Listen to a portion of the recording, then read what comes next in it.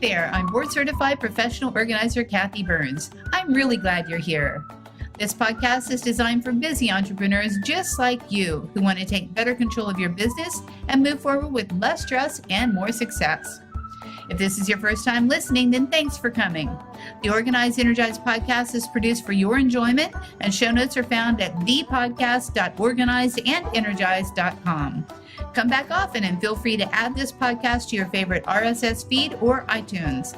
You can also follow me on Twitter at Organized Energy and Facebook. All links are in the show notes. Now let's get into the show. Hello again and welcome back. Today I'm speaking with Pamela Thompson. We're going to talk about how to navigate life through transitions. She's my girl because she wants to talk about ease, grace, and playfulness. Yes, as we transition, we should all have fun doing it. So Pamela Thompson, my guest, has experienced many transitions throughout her life, including living and working on 5 continents, divorce, burnout, and finding the love of her life. Yay! She's passionate about sharing her insights, stories, and strategies on how to navigate change and lead in uncertain times, and also to thrive in life. Pamela works globally throughout experiential workshops, speaking and writing, and is committed to making a difference. She is a powerhouse and the founder of the national nonprofit Female Wave of Change Canada. She's also the author of the #1 best-selling book, Learning to Dance with Life, a guide for high-achieving women. We're going to talk about how to achieve your dreams and go through any transition that you might experience, because that's what happens when you follow your dreams, with ease, grace, and playfulness. So I will see you in a jiffy. Hi, everyone. I am back with Pamela Thompson, and we're going to talk about transitioning through change with ease and playfulness. Thanks, Pamela, for coming on the show. Thank you, Kathi. I'm excited to be here. Yeah, this is going to be a fun talk for sure. So talk to me about your transitions and what has gotten you to this point in your life where here we are talking about transitioning and change. Well, how much time do you have, Kathi? You have 5 seconds. No, go for it. Well, it's interesting because I have, since about age 3, knew that I was going to travel around the world and work with different people, being of service in some way. I can still remember the moment. I was visiting with my parents at a friend's home, and this was a very good friend of my dad who was single, and she traveled extensively, and she was showing us slides of her most recent trip. And I remember thinking, when I get big, I'm going to travel around the world. And she had all these treasures around her place, right? And I thought, and I'm going to collect beautiful treasures too, you know? So it all started years ago. And it's interesting because, as I mentioned before the interview, I actually have had 4 businesses since the early 90s. So I guess my whole life is kind of about change. I guess I get bored fairly quickly. And before I started my own business, I averaged about 3 years in any one position. Mm-hmm. And then I would think, oh, well, I'm not learning anymore. And either I would put it out to the universe to say, what's next? Or I would be in a social situation and someone would say, hey, we have this opportunity. You want to take us up on it? I'd say, oh, that sounds great. And I'd just jump in with both feet. So that's kind of been my pattern throughout life. I love that. I love that. Yeah, I've had 7 careers myself. So, it's easily bored is what we are, but also easily ignited, I think. Don't you think? I do. That's a good way to put it. We are easily ignited. So talk to me about what you help clients with. I know, as a change agent, we all help in our own way. So talk to me about the process of what you do with your clients. Okay, well, I have a 5-step art of change framework that is based on the metaphor life's a dance and underpinned by the belief that embracing change is a creative process that opens us up to new possibilities. So Kathi, it's really about putting change on its head, and instead of fearing it, embracing it. And so I have this framework enables people to explore how they respond to change and why, and that it gives them a particular framework they can apply to any life transition, be it a change in career, leaping from a real job to a new business, a new relationship, whatever it is. And so the process takes them through 3 distinct phases: an ending, a neutral zone, and a new beginning. And part of this process, I draw largely on William Bridges' work, and then I've modified it and enhanced it. And he was an organizational theorist. You may have heard of him. So based on over 30 years of work with people in organizations, he identified these 3 phases, regardless of any transition you go through. And he said that there's work associated with each phase. And if we don't do the work, we keep repeating the same patterns often in our lives and remaining unfulfilled and unhappy. Hence, people who get married 3, 4, and 5 times and keep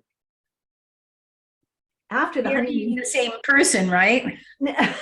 Basically, yes. Basically, some of the partners may even look similar, and they keep after the honeymoon phase, they keep repeating the same issues as the previous relationship because they haven't taken time between them to find out who they are and what they truly want in their life.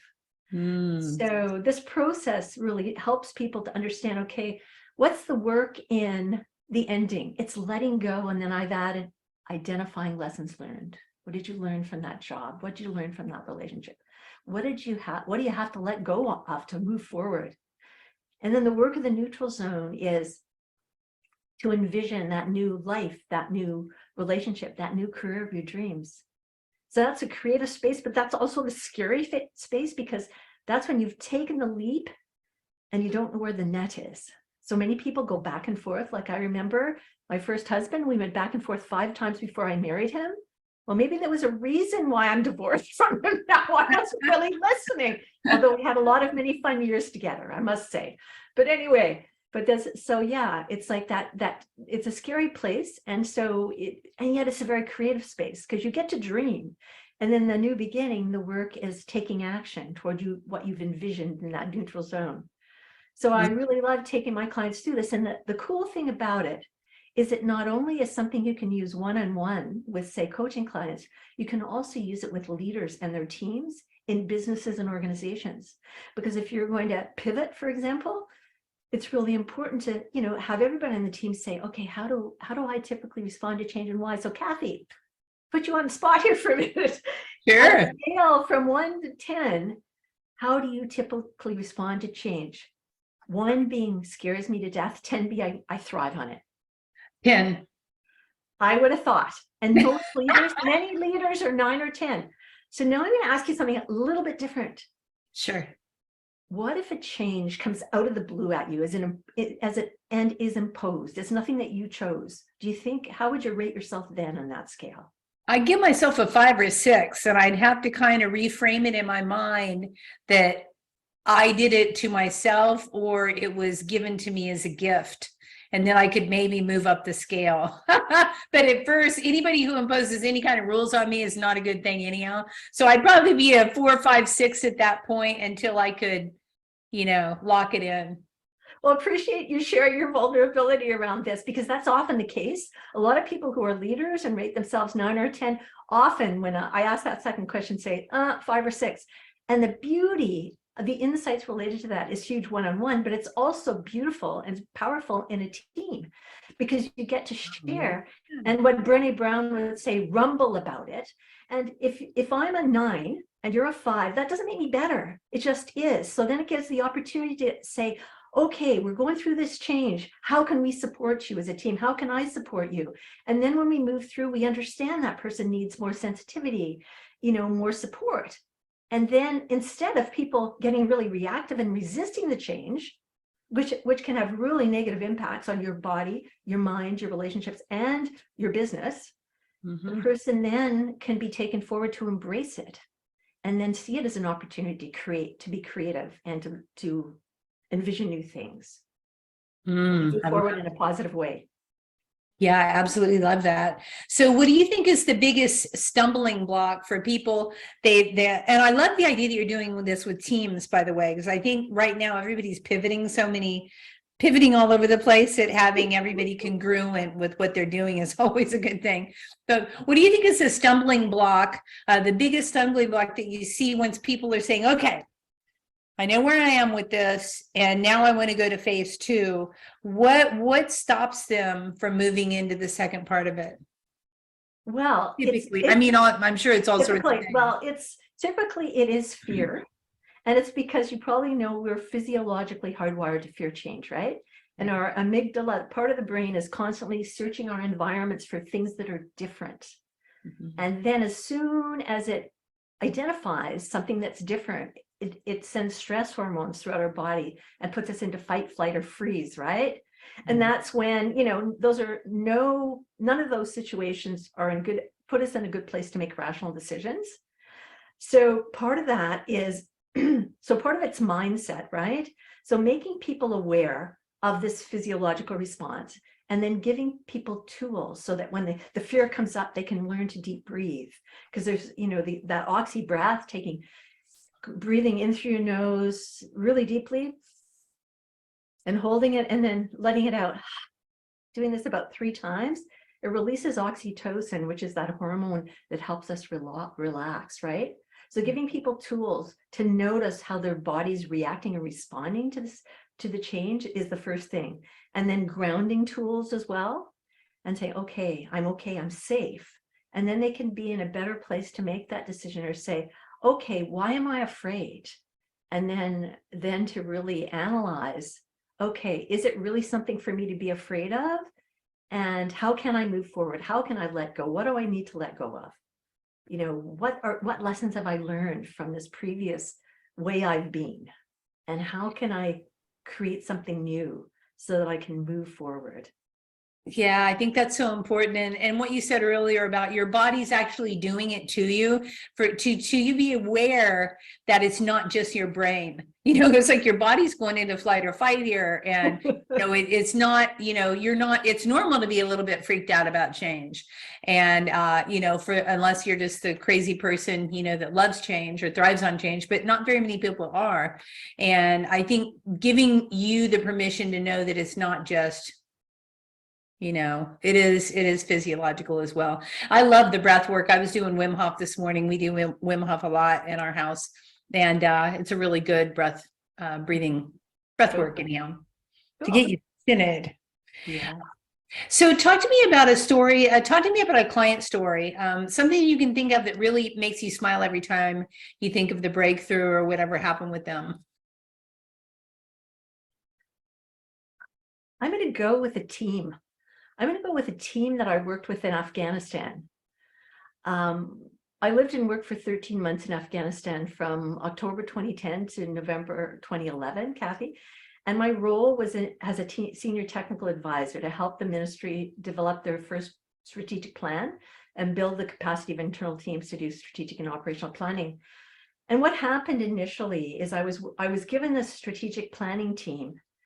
And the first meeting, I realized that the only person who understood English and got 80% of what I was saying was the team lead. Ooh.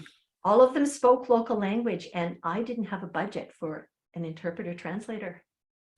Wow. Anyway, okay, here's some change right there. This wonderful doctor who was in charge of this physician who was in charge of this EU funded project gave me this guy 15% of his time, this Afghan who was a really good interpreter. But anyway, the long and the short is I trained this team, and initially, I was teaching them facilitation. I was teaching them, how to use different skills to initially assess the current situation and get input. So people across the 74 departments of this ministry had ownership for the change. And so it started with people not speaking each other's language. And then it went to, I was teaching them how to observe one another, and I gave them this tool. And the first thing I noticed is typically in this group, and in many countries, and even in the States and Canada, is people, whenever somebody says something, instead of talking initially about what's positive, they go right for the jugular. Oh, that's so bad, or all the negatives. So I'm like, so I had to really underscore for these people when they were doing behavioral observations of what someone facilitated a session to say, what's something that this person did that was really, really good, before they went to the areas for improvement. And I would specifically say areas for improvement, not what you did wrong, right? Yeah, and if yeah. you had something that you thought was wrong, then you focus on how could you suggest to them to make it right, rather than just poking holes in the discussion. So we moved from there to this process where I trained this group, and then we trained other people. And within a space of 9 months, Kathi, we created the strategic plan for this ministry. And the minister actually attended a national meeting, and she sat back and just listened. She didn't intervene. And at the end of the day, can you believe it? Like, it would probably never happen in North America. We had agreement through all the policy layers for this plan. And it was because of the ownership that was built through the process. That was like a pivotal moment to actually see, we even had somebody, one of the other external donors, pay to have the document translated and printed. But it was incredible to see the change in the people in terms of how they reacted and responded, and also to see them really listen to process, because it was all about the end point. And I'm a really process-oriented person because I'm a facilitator as well as a coach. And so it was really interesting to see them understand that process and see them buy into it and see the changes that actually happened as a result of it. That's an amazing story, and congratulations for all of them and for you. And for the minister who's probably fallen off her seat. But I can't believe this is happening. Anytime you have a party of more than two, there's an issue. So, as regarding entrepreneurs and many women who are listening to this probably are small businesses. They have teams, and if there's some type of dissension within the team, where would you suggest that they start? Would you suggest that you start with like one-on-one to kind of see where they're at, and then do a team meeting, or maybe just jump right into the team meeting with them and see where they're at with who's saying what and who's feeling what? I mean, it's right? Obviously that's a really good question. It's obviously tailored a bit to the situation. That said, I would always go one-on-one with the leader and really find out, is this something that they're projecting? Because a lot of times we do project, right? Yeah. And a lot of times, I don't know if you've noticed in your life, you probably have because you're very self-aware, but a lot of times we react to people based on them reminding us of someone in our past. So a teacher, someone who had a position of authority over us. And so we're not really reacting to them, we're reacting to that persona. Yeah. That they're, and so it's like, and so part of my discussion would be with the leader or the business owner of the team to say, so tell me more about the situation and what's happening and how's it feel in your body? And then I'd say, does this person remind you of anybody in your past? Sneaky like that. Igniting you. And then it's like, oh. And it's amazing because if a person connects with that, and when they do, for example, it's such a relief, because it gives them so much freedom to realize, oh my goodness, that person really, it's me. It's all about me. So I don't have to try to change them. I have to change me and really go into the situation, take deep breaths, ground myself, and really observe and see in the next situation how things happen. Yeah, that's fantastic. I always say, it's never about them. It's always about you, and be the change you want to see.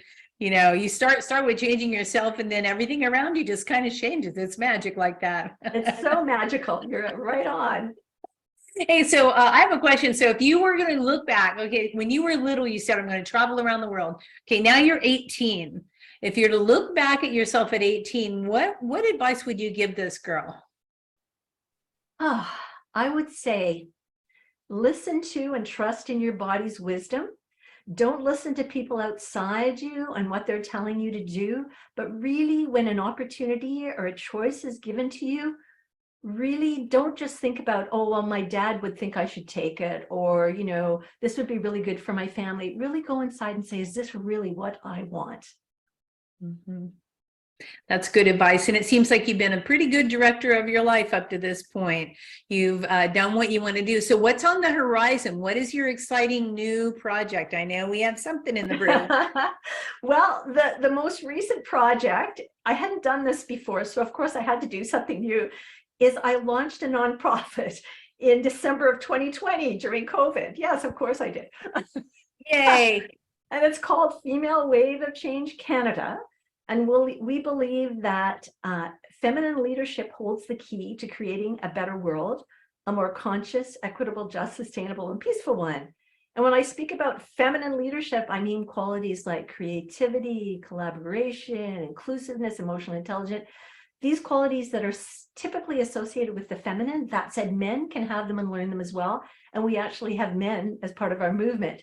And I also want to say that I did not found this movement. It was founded in January of 2017 by an amazing woman in the Netherlands called Ingun Bol. And now we're in about 40 countries. And I was named ambassador for Canada in March of 2020 after being interviewed and being offered and having offered it and thinking about it. Yeah, it's been an amazing journey. We're member-based. We have monthly meetings with featured guests. And we have projects in 5 pillar areas: economy, environment, education, health, and humanity. We have collective wisdom circles where women get together once a month and share their wisdom around a certain topic, like dealing with change and uncertainty, for example. Yeah. So, and we're always dreaming up new things to do. That sounds amazing. And do you have occasions probably when all of the different agencies around the world get together and do collaborations? That's a good question. What we typically do is we have monthly Female Wave of Change global leaders that all the ambassadors and some of their wave makers participate in. So we get to share what we're up to. And the opportunity is there. Like we have something called the Mother Earth Ambassador Project that we've created, which links the environment with the education pillars. And it's an experiential outdoor education project for girls aged 9 to 12 to teach them about how to be Mother Earth ambassadors in their home schools and communities. Aww. So an example of that is to share it at a global team meeting and saying, we're piloting it now. And after we get the bugs ironed out, do you think this is something you might want to do in Namibia or Germany or South Africa or wherever, right? So that's an opportunity. But also typically, I think it's about every 2 years now, we have international conferences, and they used to be pre-COVID, they used to be in person. So the last one was in South Africa, and they combine, presentations and speakers from all around the world with music and dancing and all sorts. And the last one we had was virtual. The last couple we've had were virtual, and each country got the opportunity to submit a proposal to speak from 10 to 30 minutes and present what was really, on their hearts or something that they were really excited about. So yeah. That sounds really, really powerful. I'm sure you'll get back to in-person one time, but at the same time, we don't need to anymore because we have the great capacity to have so many people together virtually. I just love that. I love the fact that we can do that now. It's amazing. It really is. Isn't it? So talk to me about anything that you use to keep yourself organized. Like, what's your favorite organizing tactic or hack that you use to keep focused or in line with your business? The thing that I use that I found really helpful over the years is to make a list at the end of each day of what I want to do the next day. And if it's really, really long, then to set priorities on the list, like what's a must do? And what's a maybe nice to have, maybe moderate, and what's a nice to have that can be pushed, right? And so the next day, I don't spend a lot of time mucking around deciding where to start. I start with the priorities at the top of the list. And at the end of the day, if I haven't done everything, I don't beat myself up. I'd rather check off the ones I've done and say, woohoo, and then, create another list. I sometimes have crossed off and added bits, but it's really not so good. It's better to just have a new list and do it all the same way again. And that's I love that. I find really helpful.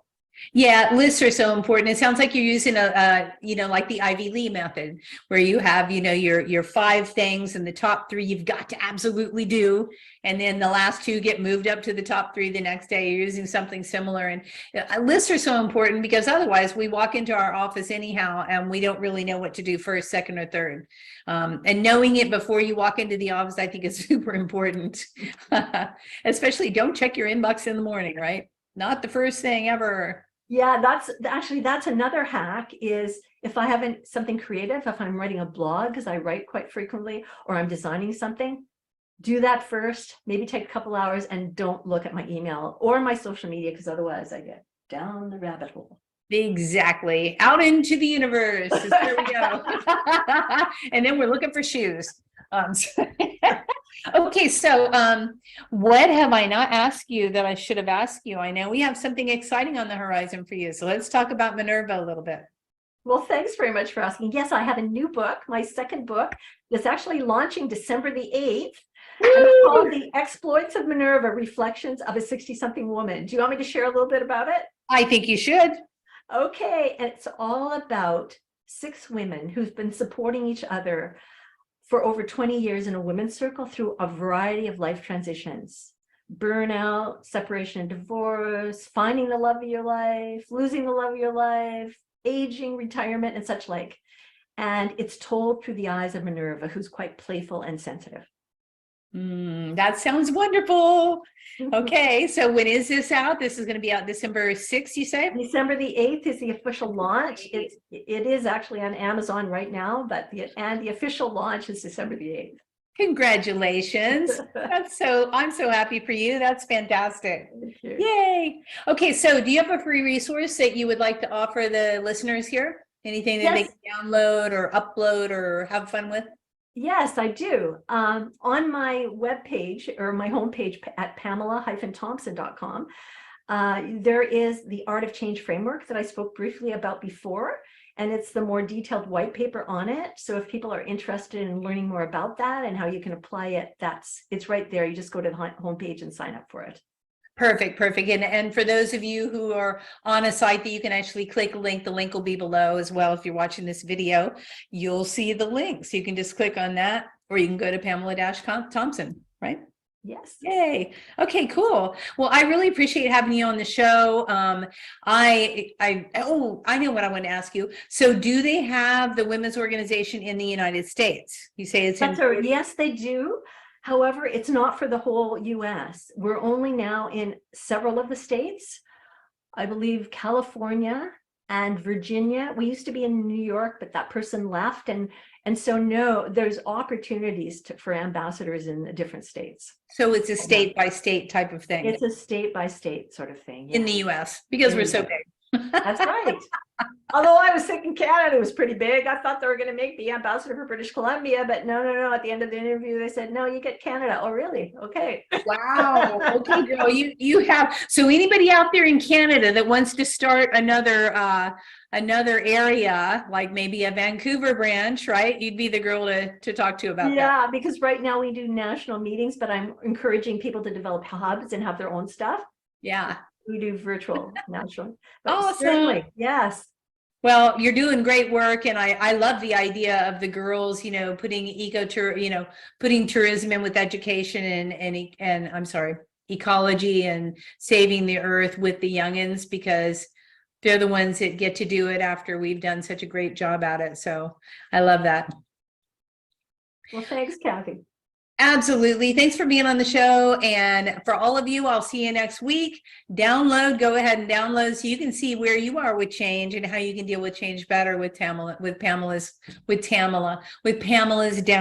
I will see you next week. Bye-bye. Bye.